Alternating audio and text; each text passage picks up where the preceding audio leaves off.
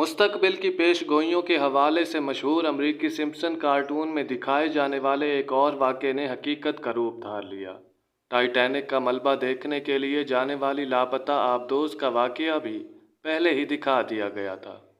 سال 1979 میں شروع کی جانے والی یہ کارٹون سیریز 3 دہائیوں سے زائد سے جاری ہے، اور اس کی وجہ شہرت مختلف اقساط میں پیش کیے جانے والے واقعات کا حقیقی دنیا میں بھی ہو بہو رونما ہونا ہے۔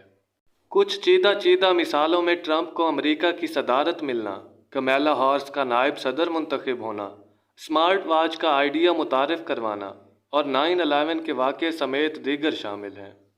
سمپسن کی 8 جنوری 2006 کو نشر کی جانے والی قسط میں آبدوز کے لاپتہ ہونے سے متعلق دکھایا گیا تھا۔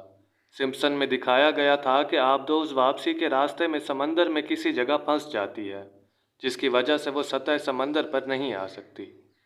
سوشل میڈیا صارفین کی بڑی تعداد نے اس کلپ پر کیے جانے والے تبصروں میں کہا کہ ایسا لگتا ہے یہ سب کچھ منصوبہ بندی کے تحت ہوا۔